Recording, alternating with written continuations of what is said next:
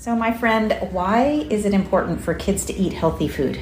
It's because it'll give them energy and it'll make them more healthier and heart beeping. Their heart will be healthier when it's beeping. You're right. Good job. And strongness. And strength. Strength. Yeah. What are your favorite healthy foods? I don't eat cheese so often because it has some milk in it, but I like cucumbers, apples, watermelons, and kiwis. Kiwis, yum. And your dad told me that when you go out to eat with your family at the restaurant, they all get cheeseburgers and you get salad. Yes. Is that right? Yeah. Good job.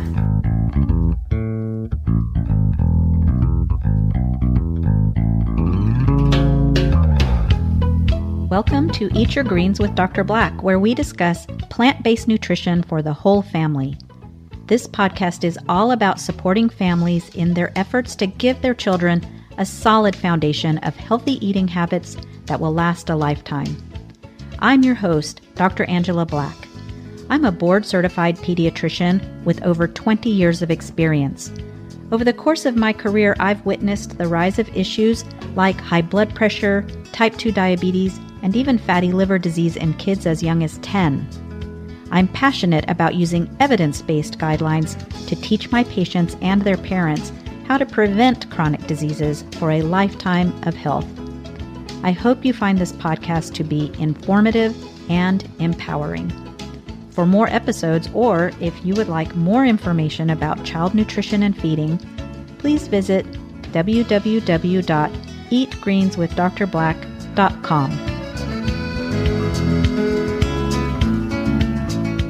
Hi, and welcome back. This is episode 4 of Eat Your Greens with Dr. Black.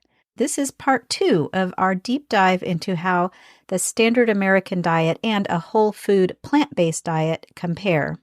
In part 1, we sat down in the exam room with the entire population of the United States and other developed Western countries and took a look at things like what the standard American or standard Western diet actually is and what it's doing to us. What are the symptoms?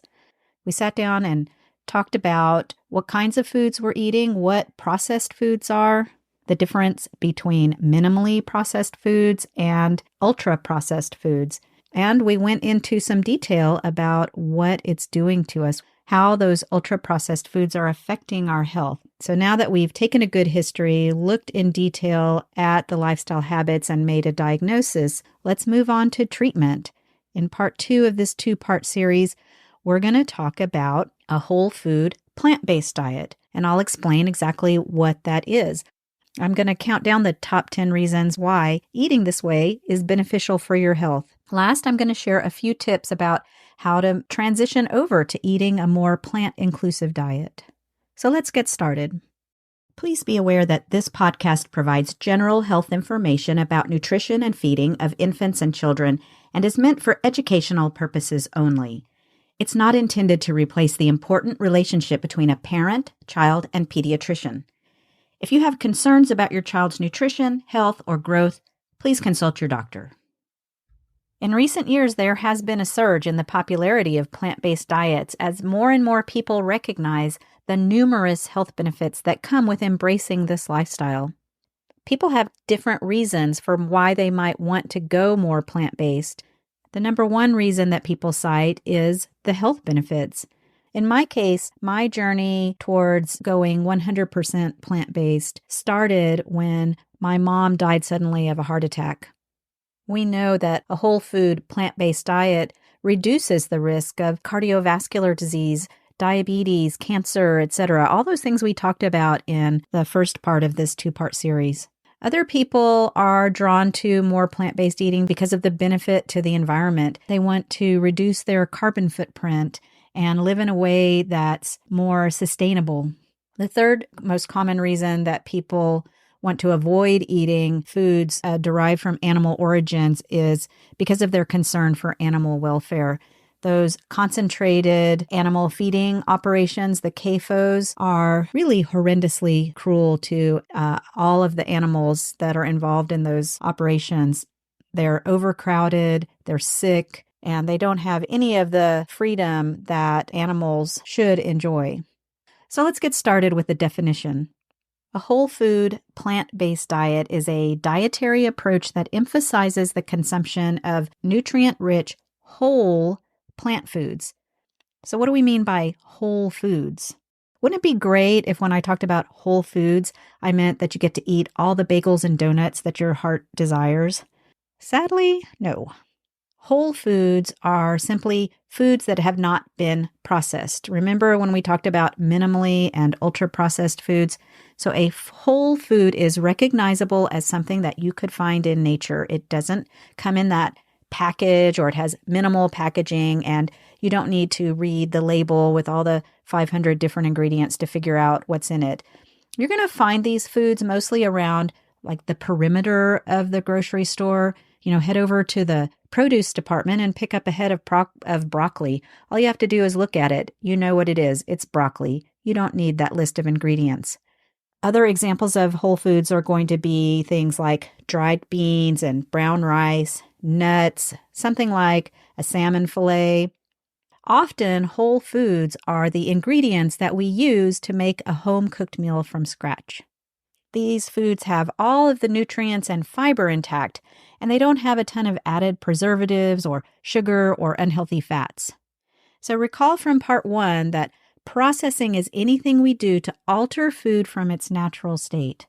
Some degree of processing is necessary, of course, like the chopping, cooking, chewing.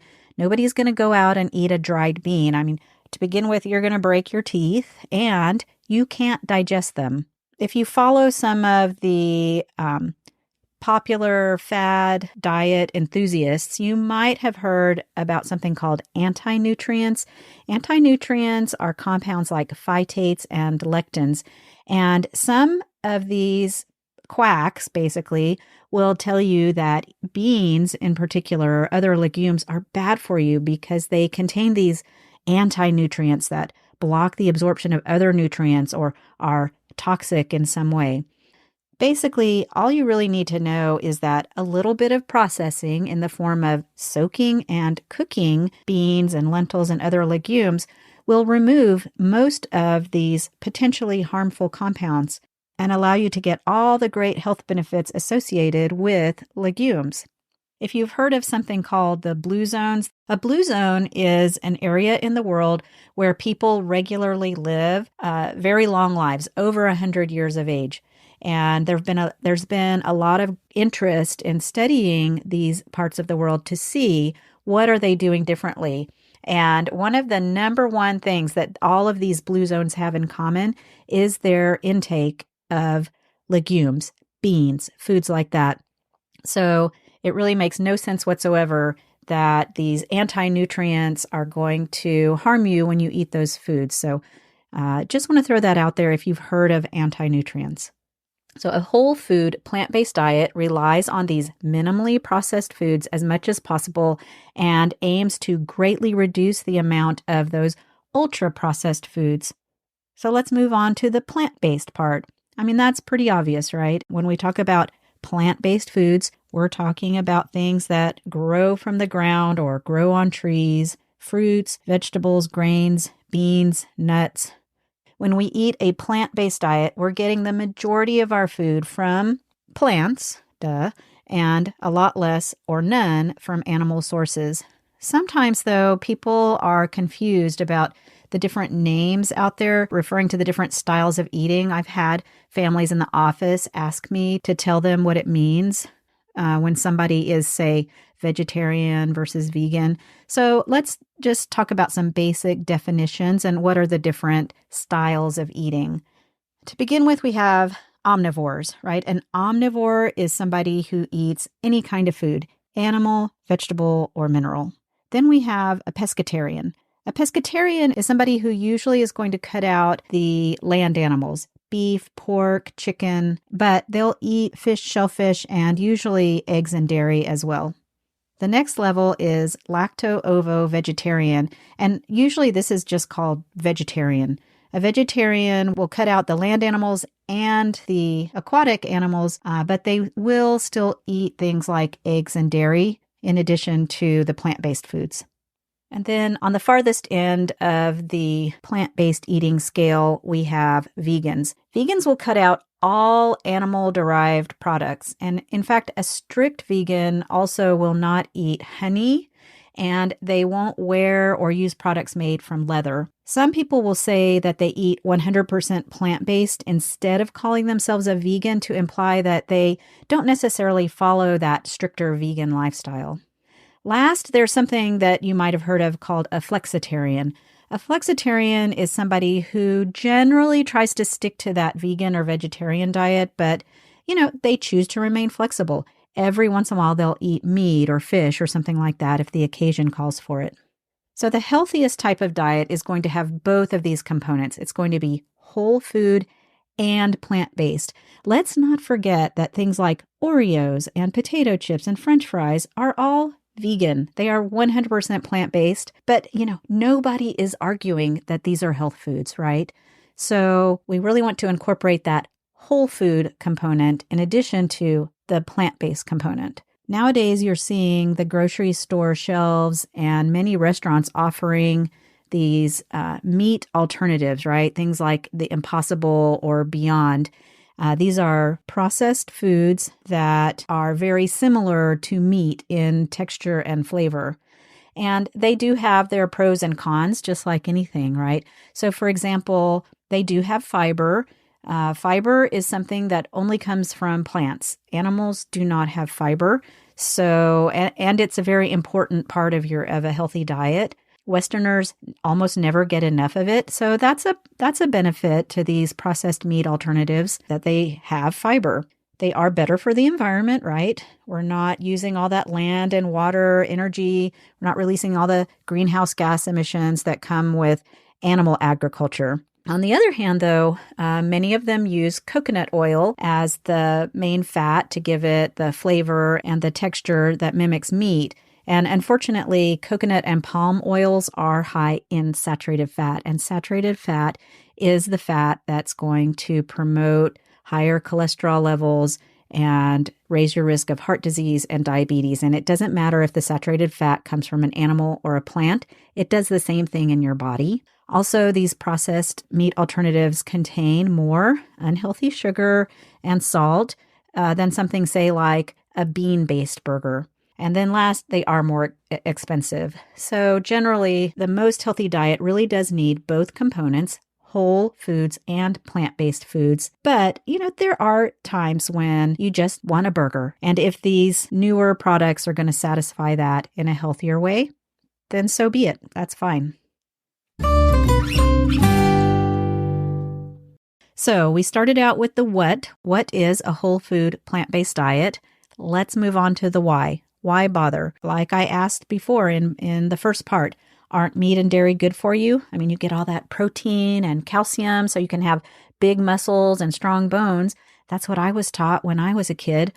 It's pretty common for parents to worry when their toddler is picky about eating meat or their teen says they want to be a vegetarian.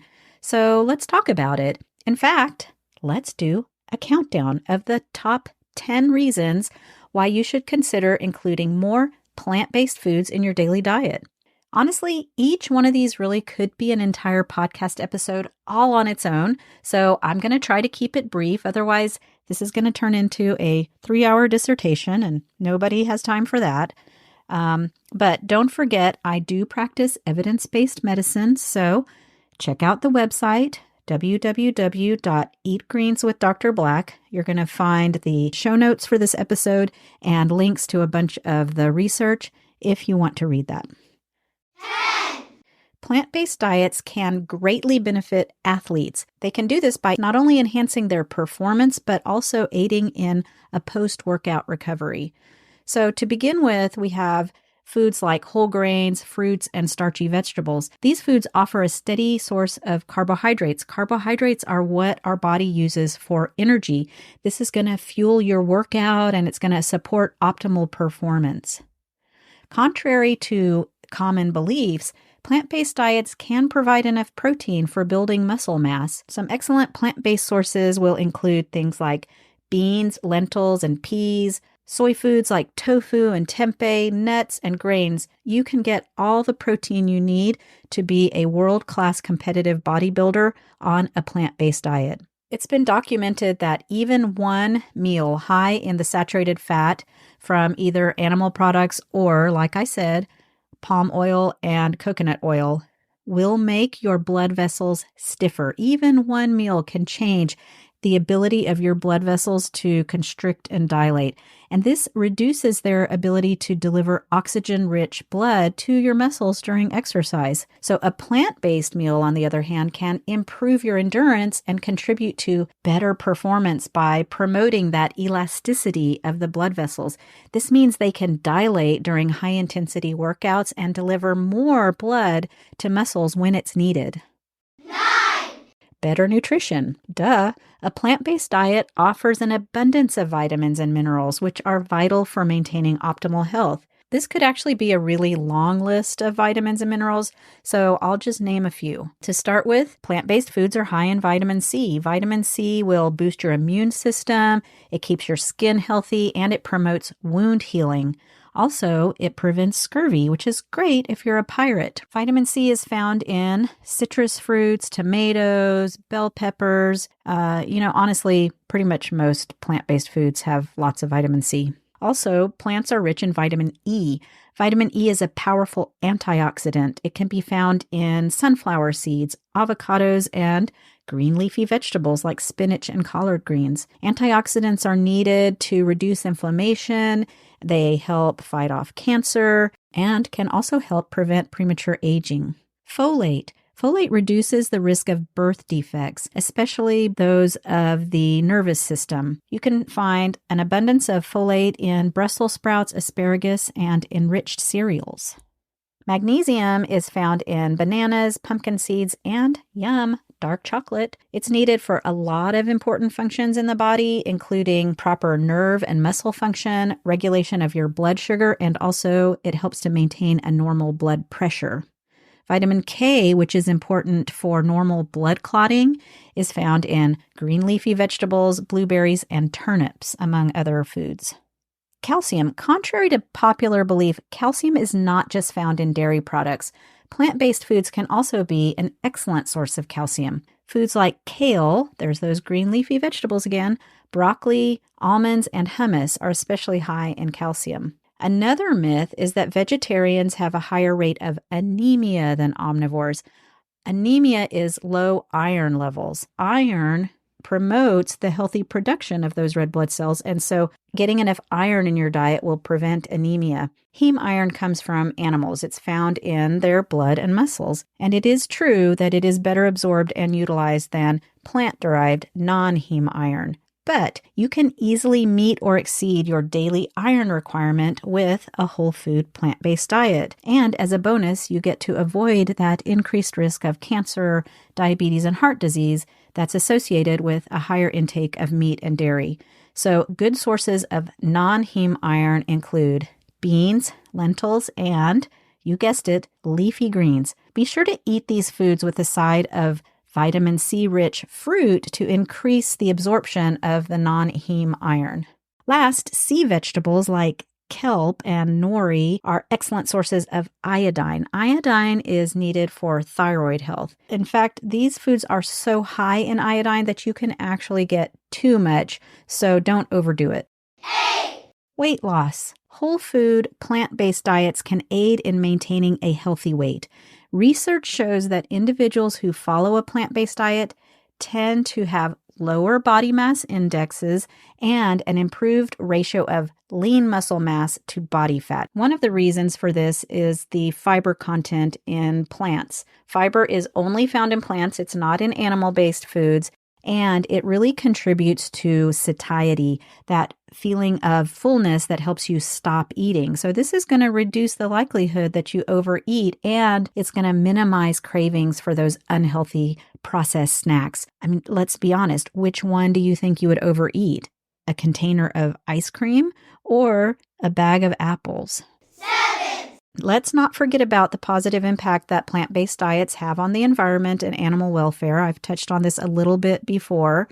So the reduction of mass factory farming of animals for food will greatly reduce the amount of animals suffering on the planet. The production of meat requires excessive use of resources like water and land. On the other hand, plant-based agriculture requires a lot less of those resources and produces much less greenhouse gas emissions. With increasing reliance on a plant-based diet, we can see a reduction in deforestation, and this is going to prevent the loss of those natural habitats. It will support biodiversity and the overall health of the ecosystems worldwide. There is growing evidence for a link between plant-based diets and improved mental health and mood. So the communication system between the gut and the brain is called the gut-brain axis. And this is an information highway that is strongly influenced by the health of our gut microbiome. The microbiome is the population of microorganisms, mostly bacteria, that live in our large intestine. And a diverse and healthy gut microbiome, which is supported by a plant-based diet, may contribute to the production of some mood-boosting neurotransmitters like serotonin. On the other hand, those highly processed foods, ultra-processed foods, high in added preservatives and refined sugars can damage our microbiome, and this has been linked to an increased risk of mental health disorders. Additionally, plant-based foods like leafy greens, berries, nuts, things like that have a lot of antioxidants. Antioxidants fight off inflammation. They support brain function and something called neuroplasticity.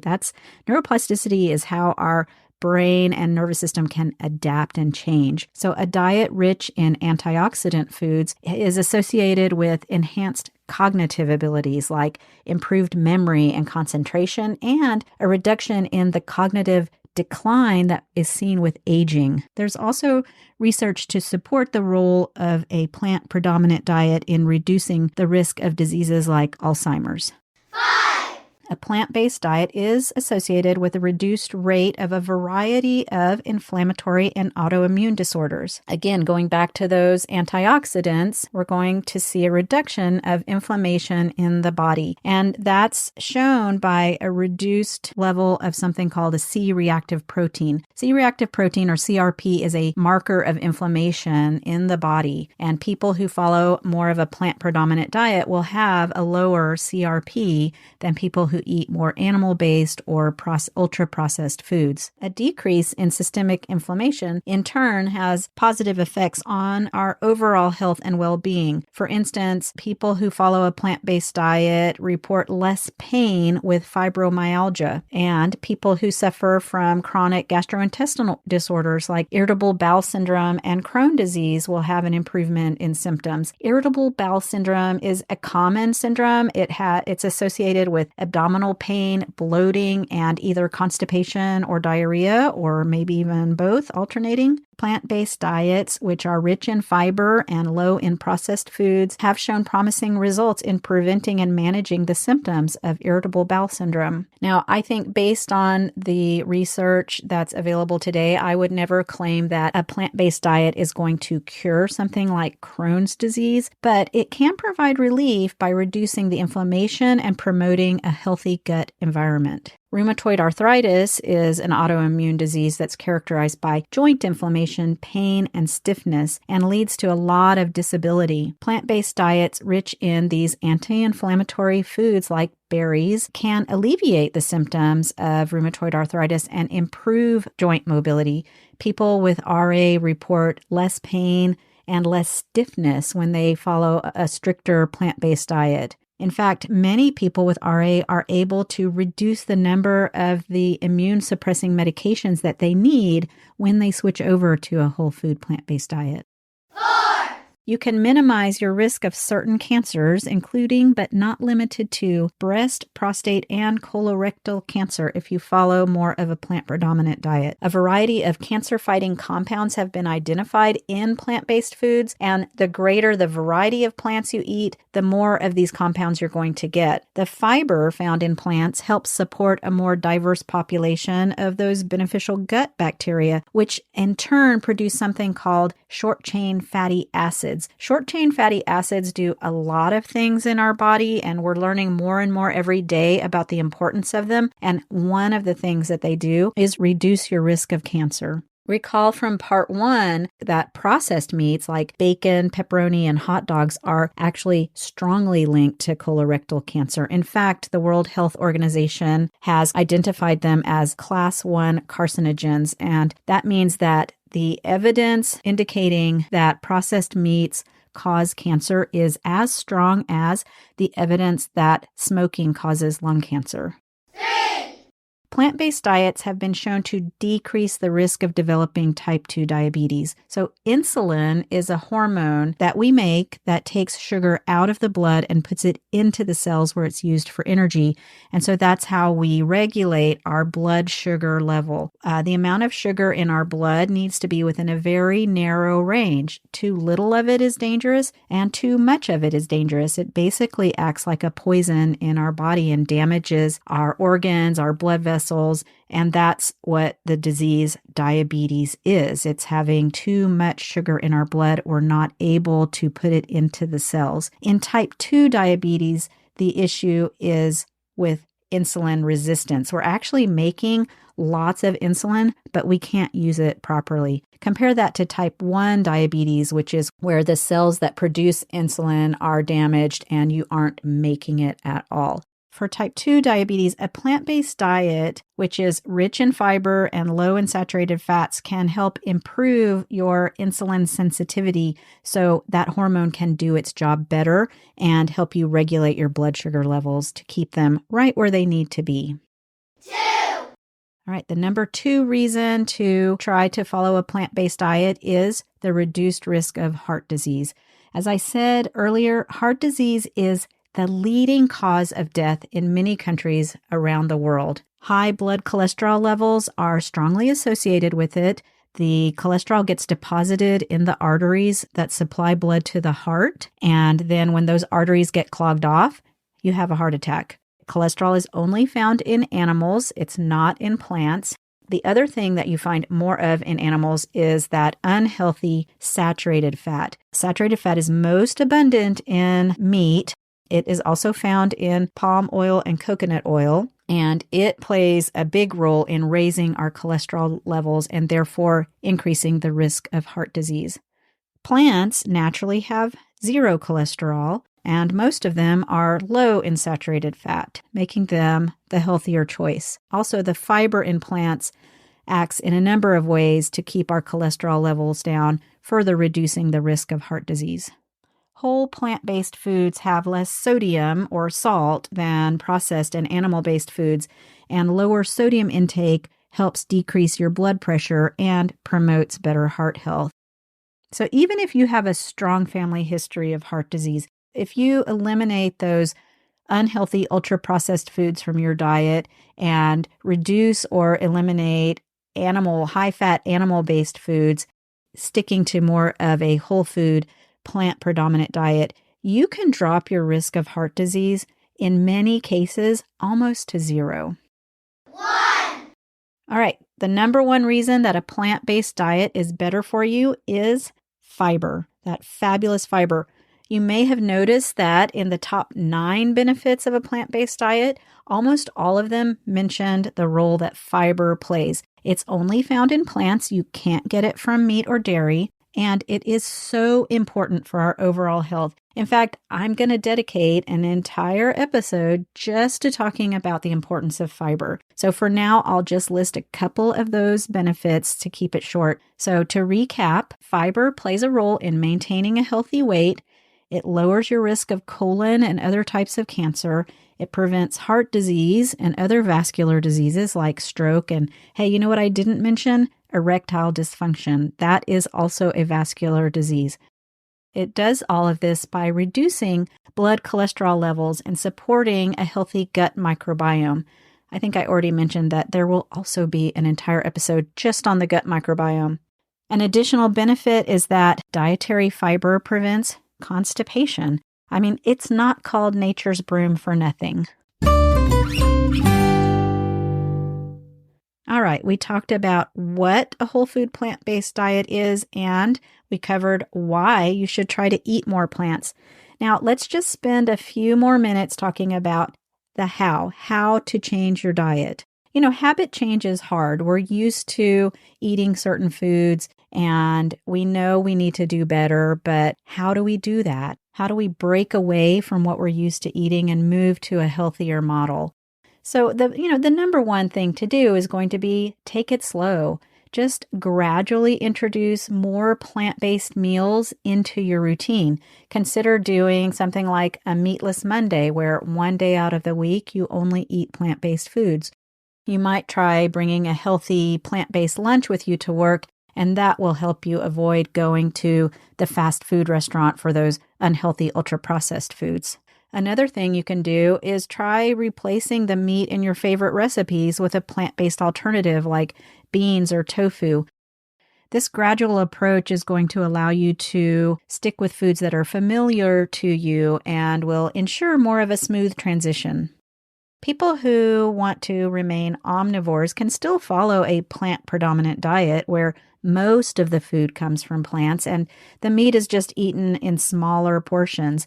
I do still recommend avoiding ultra-processed foods to the extent possible, but if you consider a typical Western meal, the main course is centered around meat, fish, or eggs, right? The plant-based ingredients are going to be on the side. The little, side of corn or mashed potatoes, the beans in your chili, pico de gallo on your taco, things like that. But the animal protein is generally the star of the show. So out of curiosity, I checked out the menu for a local mid-priced steakhouse here in town, and the largest cut of meat offered on their menu was a 23-ounce steak, and the smallest was 9 ounces. They had a featured item, which was a 20-ounce bone-in ribeye, and it had this little tiny bowl of green beans with some bacon bits on the side. So just for reference, a serving of meat, what's considered one serving of meat, is actually only 3 ounces. That's about the size of a deck of playing cards. So the smallest cut of meat on their menu was equivalent to 3 servings, and that bone-in ribeye that they were promoting was almost 7 servings of meat in a single meal. And that little bowl of green beans featured on the side was approximately a fourth of a serving. So when we're talking about moving more to a plant-predominant style of eating, we want to flip the plate, so to speak. We're going to change it so that rather than having a huge serving of animal-based foods, we're going to feature the plant-based foods as the main portion, and then that animal protein is going to be the small side. It's going to be used, say, to flavor the food instead of be the main component of the food. Examples are going to be things like a stir fry with rice and lots of different vegetables and just a little chicken or shrimp for flavor. Or you might consider having a salad with a little bit of cheese or a sliced boiled egg on top. You can make something like a hearty vegetable stew and use chicken broth as the base. The more often you can replace the animal-based food with the plant-based option, the greater the benefits will be to your health. So even if you don't want to give up on your animal-based foods altogether, at least try switching the proportions around so you get the greater benefit. When I'm in the office and I talk to my families about making healthy changes, I don't expect them to go full vegan. I mean, to be honest, that is the gold standard, right? If I had to pick one diet that I think everybody should eat, it would be 100% plant-based, hands down. But I recognize that that's not realistic for everybody. So what I tell my families in the office is that any movement towards a plant-based diet that you can make will improve your health. You will get the benefits from it. So start small, start with small steps and work your way up. I always advocate for making the changes that you can make. I want to support my patients and families in achieving their health goals in a way that is accessible, that is in alignment with their unique culture and history, and I want them to enjoy the process. So how did our virtual checkup go? In part 1, we took the diet history to see what folks in the U.S. and similar countries are eating. too many fast, convenient, ultra-processed foods, and not enough fruits, vegetables, or grains. Then we explored the symptoms resulting from our poor dietary habits, increased rates of cardiovascular disease, diabetes, obesity, mood disorders, chronic inflammatory diseases, as well as the impact that we're having on our planet in the form of loss of natural habitats and rapidly worsening climate change.